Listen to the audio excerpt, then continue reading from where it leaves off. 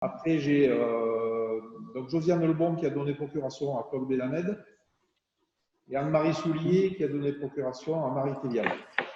Et donc là, on a Ange qui arrive et donc éventuellement Guy arrivera. Donc on va pouvoir, on est largement bon. Hein. Donc on est largement bon. Donc je vous rappelle que ce conseil municipal est à huis clos, comme la loi nous l'autorise. Donc on est tous distants de 1,50 m à 2 mètres ici et les autres sont chez eux. Donc quand on votera, on fera comme on fait d'habitude. Hein. S'il y a des abstentions ou des contre ou des pour, vous le direz, comme on fait d'habitude. Donc juste pour commencer le conseil municipal, je voudrais d'abord savoir si vous avez des réflexions ou des amendements sur le dernier conseil municipal du 25-02. Non, personne n'a de réflexion? Non. Vous demandez de l'approuver. Est-ce qu'il y a des avis contraires? Je ne me rappelle pas avoir reçu le compte-rendu, moi.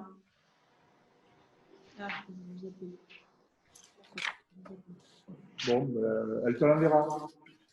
Oui, parce que je ne l'ai pas eu. Hein. J'ai eu que la convocation, il n'y avait pas le compte-rendu dedans. Bon, c'est possible. Des avis contraires, donc il n'y en a pas. Des abstentions, il n'y en a pas. Donc le conseil municipal, le compte-rendu du conseil municipal est approuvé. Donc pour ce qui concerne le secrétaire de séance, donc je vous propose Laura Edel, puisqu'elle est présente, ça sera plus facile. Ensuite, juste en ce qui concerne les décisions du maire, il n'y en a pas eu depuis le dernier conseil municipal. Il n'y a eu aucune décision notoire, comme je le fais à chaque conseil. Donc, on va passer directement, si vous voulez bien, à l'ordre du jour. Donc, sur les finances, alors l'ordre du jour, il est là. Ouverture d'une ligne de trésorerie interactive de 600 000 € auprès de la Caisse d'épargne Loire-Brome-Ardèche. Donc, comme vous le savez, nous sommes dans une situation qui est très complexe et qu'on a besoin de cette ligne de trésorerie. Je vous rappelle qu'elle était jusqu'à présent de 750 000 € auprès de la Caisse d'épargne et que là, on voudrait ouvrir une ligne de 600 000 €. Pourquoi il faut ouvrir cette ligne? Tout simplement parce qu'on a beaucoup de retard dans les encaissements. Je vous prends un exemple parmi tant d'autres. Vous savez qu'on est en train de terminer la route de Salavas. Et donc, on a les entreprises qui travaillent, qui ont pris, déjà, ils avaient pris un peu de retard au niveau des intempéries. Et ils ont pris encore plus de retard à cause du Covid, plus d'1 mois. Les entreprises ont juste repris ces jours-ci, encore avec des effectifs réduits. Donc, on se trouve avec ces entreprises qui nous ont donné des factures qui, normalement, auraient dû être des factures de fin de chantier. Ils nous les donnent maintenant, alors que le chantier n'est pas fini. Nous, si on avait eu la fin de chantier, on aurait pu demander les subventions correspondantes. Par exemple, à la région, pour cette scène route de Salavas, c'est de l'ordre de 200 000 €. Donc, 100 000 € pour ce chantier seul. Donc, uniquement pour la région. 100 000 ou 200 000, s'il te plaît? Pardon, tu as dit 100 000 ou 200 000 €? 100 000 €. 100 000? Oui, pour ce seul chantier. Donc, en fait, on se retrouve avec des chantiers qui devraient être terminés, les subventions rentrées, mais malheureusement, c'est pas, comme les chantiers ne sont pas finis, on n'a pas pu obtenir ces subventions. Voilà. Donc, on a besoin d'ouvrir une ligne de trésorerie comme on le fait chaque fois, et pour cela, il faut une décision du conseil municipal. Voilà. C'est la principale raison de ce conseil municipal. Le reste, ce sont des questions diverses. Guy Massou qui arrive. Ah, bonjour. Bonjour Guy. Bonjour Guy. Voilà. Bonjour. On t'a excusé, on sait que tu as eu des problèmes avec ta maman. Oui, mais enfin, là, ça va, mais je m'étais trompé d'idée de réunion. J'avais pris celle de hier et du coup, ça ne fonctionnait pas. Ah, d'accord. J'ai eu Fanny entre-temps et il m'a dit qu'il fallait prendre celle qui avait été à la convocation du conseil. Voilà. Donc, c'est bon. Je préférais ne pas venir physiquement parce que quand je suis allé sortir ma mère de l'hôpital, je ne sais pas trop s'il y a un risque ou pas. D'accord. Oui, je comprends bien. Tu as bien fait, Guy. C'est sage pour tout le monde. J'espère que ta maman va bien, en tout cas. Ouais, pour l'instant, ça va. Voilà. Bon, donc on a commencé, hein, on a fait, pour ton information, on a délibéré, on était assez nombreux. Comme le temps est limité, tu sais, avec Zoom, normalement, ne devait pas durer longtemps ce conseil. Donc on a approuvé l'ancien compte rendu. J'ai informé qu'on n'avait pas pris de décision, j'ai pas pris de décision particulière depuis le dernier conseil municipal du 25-02. Donc il n'y a pas de, je communique aucune décision. Le huis clos, donc je l'ai signalé en début. Et puis donc je parlais de la ligne de trésorerie, qui est le principal sujet de ce conseil municipal. Donc elle était de 750 000 jusqu'à présent auprès de la caisse d'épargne. Là, on voudrait simplement ouvrir une ligne de 600 000 pour pouvoir, le cas échéant, en prendre ou pas en prendre en fonction de la trésorerie. Donc c'est très simple à comprendre. Hein. Et en plus, dans ces périodes troublées et compliquées, on en aura peut-être encore plus besoin. Donc, est-ce que vous avez des questions par rapport à cette ligne de trésorerie ou est-ce que Sandra veut rajouter quelque chose? Est-ce que vous avez des questions? Moi, j'aurais aimé faire une petite déclaration avant de passer au vote, enfin de passer au vote de la ligne de trésorerie. Vas-y. C'est bon, je peux y aller? Oui, oui, bien sûr. Donc, je m'exprime au nom des 3 conseillers municipaux prolongés dans leur fonction, issus de la liste des projets avec vous, élus majoritaires du 15 mars 2020, et qui font partie du futur exécutif municipal. Donc, je cite Maryse Rabier, Claude Benhamed et moi-même. L'ordre du jour du conseil municipal de ce jour est l'ouverture d'une ligne de trésorerie d'un montant de 600 000 € qui, dans l'urgence, réglera en partie les salaires, les factures des entreprises pour des travaux de 2019 et des emprunts. Dans ces conditions, nous voterons pour et souhaitons, en tant que futur maire et adjoint, avec la secrétaire générale et le service comptabilité, élaborer le budget 2020, qui sera le premier de notre mandature, en vue de son adoption avant le 31 juillet 2020. Nous sommes très conscients que le budget de 2020 que nous demandons à pouvoir maîtriser sera un budget très économe, vigilant sur l'état des finances municipales, avec des rentrées qui vont être réduites. Cela nous paraît l'expression logique et démocratique du résultat sans équivoque de l'élection municipale du 15 mars dernier. Voilà. Le texte, je vais le joindre en PDF. Oui, je l'envoie direct à Sandra. Je l'envoie à Sandra. Oui. Pas de souci, on le joindra au PV, il n'y a aucun problème. Ok. Donc il n'y a pas de questions particulières autres par rapport à cette ligne de crédit? Non? Donc on va passer au vote si vous êtes d'accord. Donc je vais vous demander d'approuver cette ligne de trésorerie interactive de 600 000 € auprès de la Caisse d'épargne Loire, Ardèche, Drôme. Est-ce qu'il y a des avis contraires? Je note qu'il n'y en a pas. Est-ce qu'il y a des abstentions? Je note qu'il n'y en a pas. Donc, cette ligne de trésorerie est approuvée à l'unanimité et je vous en remercie. Donc, ce que tu as dit, Guy, est fort juste en ce qui concerne les économies. Il va falloir faire très attention. J'ai déjà Sandra et Cyril ont travaillé un petit peu sur les pertes de recettes qu'on pourrait avoir au cours de cette année.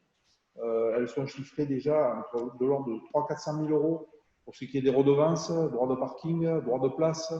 Et d'autant qu'on reçoit des sollicitations d'ores et déjà des partenaires comme la Chambre de commerce qui nous demandent de délibérer pour exonérer ou faire des abattements par rapport aux droits de place pour les commerçants des marchés couverts ou de plein air, donc le marché, les droits de terrasse pour les cafetiers et restaurateurs, des redevances d'occupation du domaine public, genre manège, et nous on en a un qui compte beaucoup, puisque c'est 30 000 €, buvette et lit de grenier, exonération des droits de stationnement des taxis, des redevances d'occupation liées aux chantiers réalisés sur le domaine public pendant la durée d'interruption des travaux relative à la période du confinement, de la taxe locale sur la publicité extérieure, donc ça on n'en a pas, le reversement de la taxe de séjour aussi, et sur du versement de transport. Donc ça c'est la Chambre de commerce, mais on va recevoir les mêmes de toutes les chambres consulaires et vraisemblablement de pas mal de partenaires. Donc, pour notre commune, déjà, Cyril et Sandra l'ont chiffré entre 300 et 400 000 euros. Hein. Donc, il est évident, et je rejoins tout à fait ce que tu as dit, Guy, par rapport aux finances, il va falloir faire des économies dans l'avenir. J'avais déjà dit dans la réunion, les précédentes réunions de bureau, on se rencontre régulièrement, qu'il fallait faire des économies et on avait tablé ça entre les postes de l'ordre de 20 à 30%. Donc, il faudra absolument faire des économies et je pense qu'il faudra en faire, y compris sur le personnel saisonnier. Hein. Dans les entreprises, c'est exactement comme ça que ça se passe. Les restaurateurs, les gens qui sont à l'arrêt actuellement n'embauchent pas de personnel saisonnier. Donc, je pense qu'il va falloir qu'on limite là où on peut limiter, c'est-à-dire sur le personnel d'entretien. On va être obligé de restreindre un tout petit peu. Il y a encore 2 personnes qui ne sont pas rentrées. Et certainement sur la police municipale, d'autant qu'il n'y aura pas d'événements majeurs, genre feux d'artifice, fêtes, etc., dans toute cette période, et qu'on pourra gérer avec le personnel qu'on a. De toute façon, il faudra faire comme ça. Et faire des économies sur l'ensemble des budgets. Voilà. Alors, moi, c'est mon sentiment. Je pense que vis-à-vis de la lettre qu'on a reçue de la Chambre de commerce, je pense que vous êtes conscient de ce problème et c'est tout à fait dans ce que tu as déclaré, Guy, au début. On est tous sur la même longueur d'onde. Donc, je peux ajouter que j'ai eu le candidat de la commune, qui aura le même problème que la commune. On n'entend rien du tout. Ah, c'est peut-être le masque, non? Max a un masque. On n'entend pas du tout. Quoi, moi, je n'entends pas. Alors, je ne sais pas les autres. Est-ce que tu m'entends là? Oui. Ça résonne. Je vais simplement dire que j'ai eu le président de la communauté commune. On va reprendre certainement des réunions aussi en vidéo la semaine prochaine, en faisant une semaine qui suivent, mais que les problèmes de trésorerie vont arriver en cascade dans toutes les collectivités. Il ne faut pas s'attendre à avoir des aides d'une collectivité sur l'autre, bien au contraire. Et il va y avoir aussi des restrictions budgétaires importantes de toutes les communes. Donc, je ne sais pas si on va assumer les crêtes, etc. Il y aura des restrictions de tout le monde. Donc, quand on parle de 30% sur notre budget, je pense que 30%, ce sera un minimum qu'il faudra faire pour les communes. Voilà. D'autres personnes veulent faire des commentaires? Oui. Par rapport au budget et les restrictions de dépenses, je voulais savoir la position par rapport à la piscine. Parce qu'il va y avoir un appel de fonds, de cotisation. Bon, j'avais évoqué l'autre fois en réunion de bureau donc les problèmes qu'on a financiers. Je voulais savoir si cette participation est remise en question.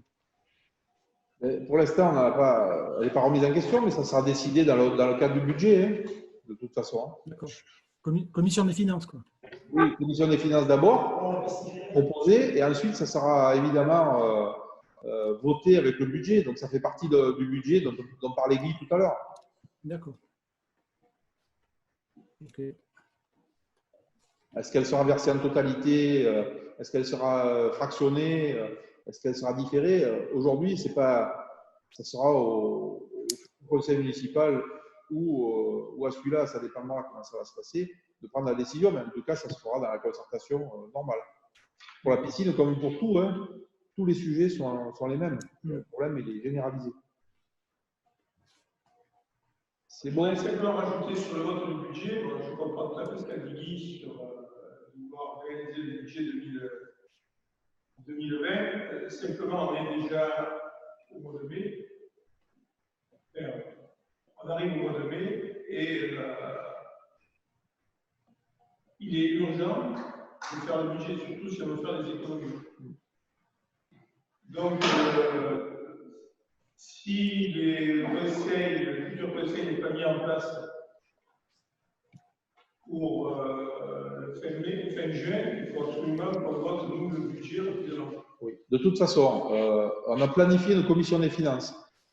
Tout le monde sera invité à cette commission des finances, tous qui voudront y participer, et donc notamment Guy, Maryse et Claude, vous y participerez, quoi qu'il arrive. Donc, moi, j'aimerais qu'on trouve une solution collégiale sur le budget dans cette période. Je pense qu'en plus, les choix vont être assez restreints. J'aimerais qu'on trouve une solution collégiale Après, qui votera le budget? Est-ce que ce sera l'ancien conseil ou est-ce que ce sera le nouveau? Je n'en sais rien. Pour l'instant, on ne sait pas. Mais en tout cas, on va y travailler, puisqu'il y a une commission des finances qui est programmée fin avril. On va y travailler. On va essayer de l'élaborer tous ensemble. Et puis après, si on est d'accord, il n'y aura pas de problème finalement. Si tout le monde est d'accord pour voter le même budget, il n'y aura pas de problème. Si le budget, il y a des achoppements, des personnes qui sont en fonction de la situation au moment du vote du budget, ben, ça sera soit l'ancien conseil, soit le nouveau qui le votera. Voilà. Je crois que ça n'empêche pas de travailler intelligemment entre nous et d'avancer sur ce budget, comme tu l'as demandé, Guy, sans problème. Est-ce que ça vous convient comme analyse? Oui, oui. Oui. Bon, merci.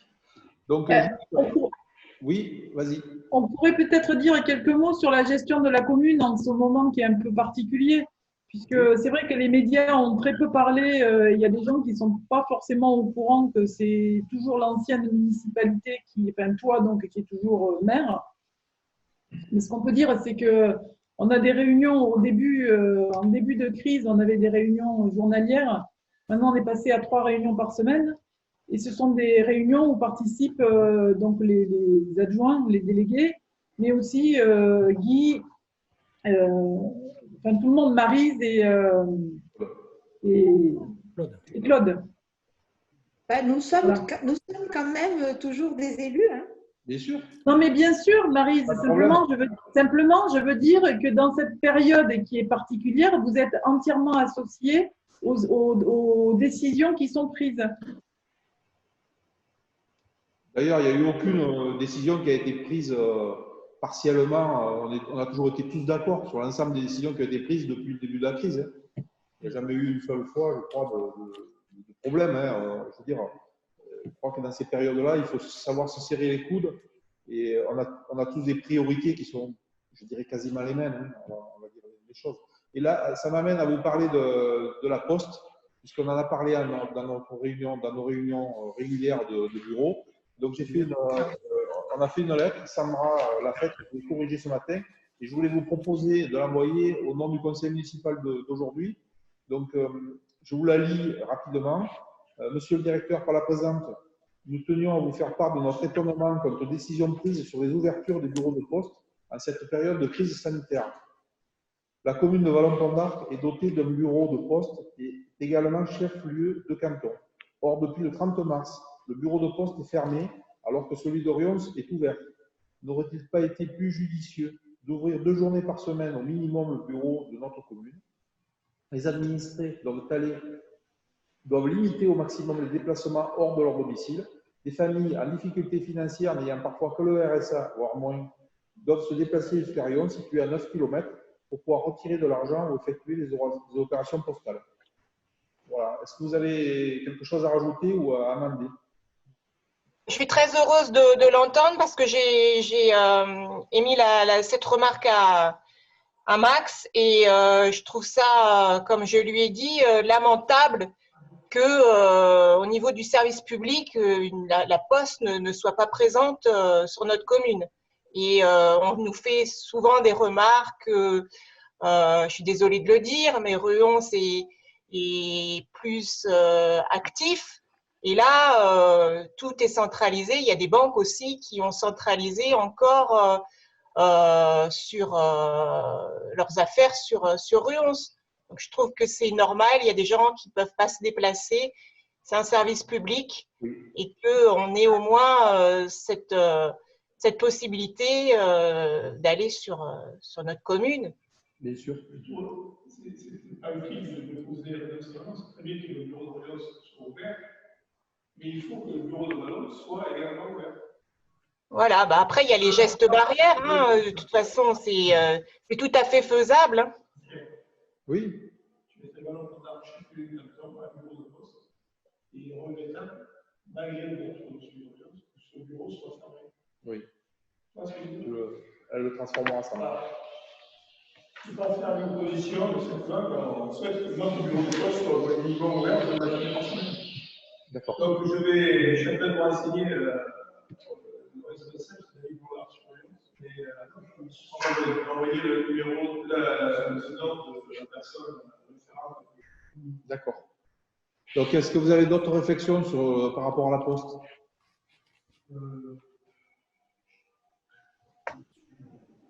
Non. Non? Bon, ça vous convient?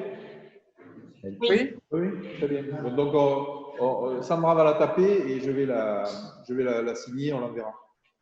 Ok. Est-ce que vous avez d'autres sujets dans les questions diverses à aborder?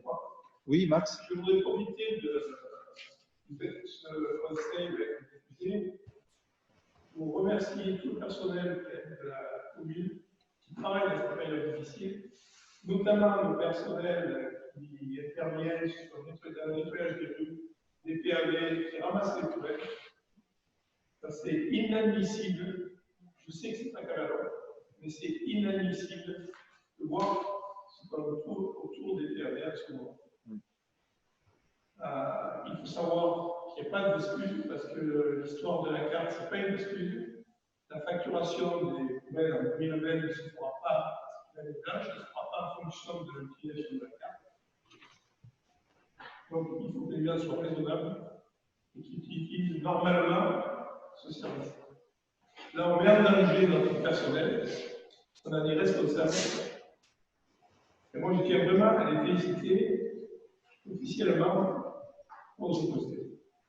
Oui, je voulais le faire en fin de réunion, mais je te remercie, Max, de l'avoir fait. Moi, je voudrais remercier non seulement l'ensemble du personnel technique, administratif, la police municipale, qui travaillent tous, c'est vrai, qui prennent des risques pour assurer le service public qui est notre vocation. Tout le monde est au travail, du moins ceux qui ne sont pas malades, parce qu'on a malheureusement quelques-uns qui sont malades. Je veux remercier aussi la gendarmerie et les sapeurs-pompiers qui sont actifs en ce moment et qui travaillent. Tous ceux qui travaillent à l'hôpital, notre hôpital rural qui a quand même une vocation fondamentale. Remercier le personnel soignant, mais aussi administratif, qui a eu la très sage précaution de confiner les personnes une semaine avant que ça ne devienne obligatoire. Et ça, je pense que ça a sauvé quelques vies dans nos aînés. Et je pense qu'il faut le souligner. Si au début, cette mesure a été mal vécue par certaines familles, parce qu'ils ne peuvent pas aller voir leurs parents, elle s'avère être une très sage précaution. Et malgré tout, on a quelques petits cas, parce qu'il y a des intrusions qui ont eu lieu, soit par des personnes extérieures soignants, soit par d'autres personnes au niveau des malades qui sont en maladie à l'hôpital. On a quelques soucis, mais ce n'est pas du tout dans la proportion de ce qui se passe ailleurs. Donc, il faut le souligner et acter ce travail de bienveillance et de sagesse qui a été prise par la direction. Voilà, donc tous ces gens-là sont remerciés. Je remercie aussi les commerces qui sont ouverts, parce que ce n'est pas facile. Ils ont dû s'adapter. Tous les commerces de bouche, boulanger, boucherie, etc., les fruits et légumes, qui apportent des aides à leurs clients en les livrant. Je voudrais remercier aussi tous les volontaires, les bénévoles qui se sont spontanément déclarés. Il y en a eu beaucoup. Ceux de la banque alimentaire, bien sûr, qui travaillent régulièrement et qui continuent à travailler, mais aussi tous ceux qui se sont déclarés spontanément, qui ont tenu le marché, qui vont faire les commissions pour certaines personnes qui en ont besoin ou qui vont porter leurs poubelles. Il y a une chaîne de solidarité très importante qui s'est mise en place et je voudrais remercier aussi toutes ces personnes. Voilà. Et leur dire que l'ensemble du conseil, je me fais le porte-parole de tous, salue toutes ces initiatives et les remercie tous chaleureusement. J'ai juste une petite aparté. J'ai vu qu'il y avait un kit de masques. Qu'en est-il pour que la population vallonnaise puisse y avoir accès? Alors, je sais qu'on a besoin de petites mains de couturières pour les confectionner. Est-ce que vous pouvez en dire plus? Alors, pour l'instant, non, parce que ces kits sont fournis par l'usine Payen, qui est notre voisine du côté de Berriast, oui. Qui, avec Air Création. Donc, ils nous fourniront, si on le souhaite, des masques. Sur la commune, c'était à peu près 400 qui étaient programmés. Ce sont des masques tissus qui ont besoin d'être cousus. D'ores et déjà, nous, hier, par l'aide d'un administré qui a eu une possibilité d'obtenir des masques. On a 800 masques qui devraient arriver demain au vendredi, des masques tissus lavables. Bon, après, pour le reste, les canaux d'arrivée des masques ne sont pas encore définis. Il y en a quelques-uns, mais les pharmacies sont très limitées. Pour l'instant, c'est les personnels soignants qui sont prioritaires et c'est bien compréhensible.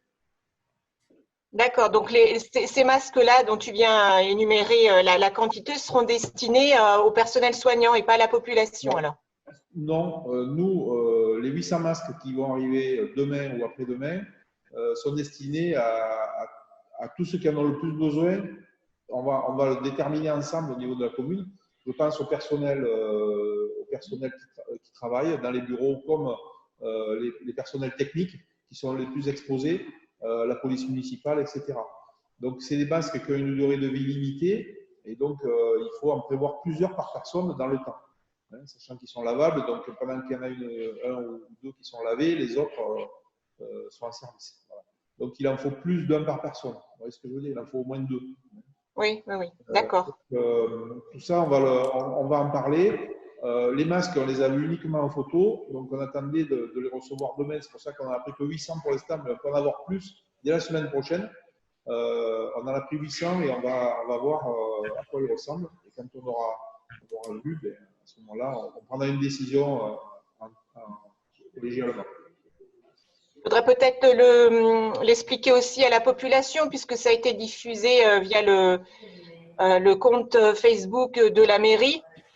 Pour que les gens vont s'interroger à savoir pourquoi eux n'en ont pas. Enfin, peut-être faire un mot dessus. Je ne sais pas ce que vous en pensez. Oui, on va en parler, je pense, demain. On a une réunion de bureau vendredi matin. Vendredi, on va en parler. Et les masques seront là et on sera mieux à même de prendre une décision pour savoir. Parce que si on en veut 5000, on peut les avoir. Hein, je pense que ce n'est pas un problème. D'accord. Est-ce que c'est le bon choix? Je ne suis pas sûr. Donc, on attend de voir les masques pour être sûr qu'ils correspondent. Je crois qu'il y a plusieurs personnes qui savent très bien ce dont je parle, soit parce qu'ils ont des expériences professionnelles par rapport à des masques dans ce conseil, soit par leur connaissance personnelle. Marie-Laure, notamment, est très pointue là-dessus. Elle nous donnera son sentiment. Et c'est aussi difficile de communiquer tant qu'on ne les a pas, parce que la semaine dernière, on a eu des informations, des contre-informations. Donc voilà, on travaille sur le sujet, mais pour l'instant, on n'en a pas. Voilà. Oui, mais je comprends bien qu'il vaut mieux il faut les regarder, voir ce qu'il en est, et puis après aviser, bien sûr. Oui.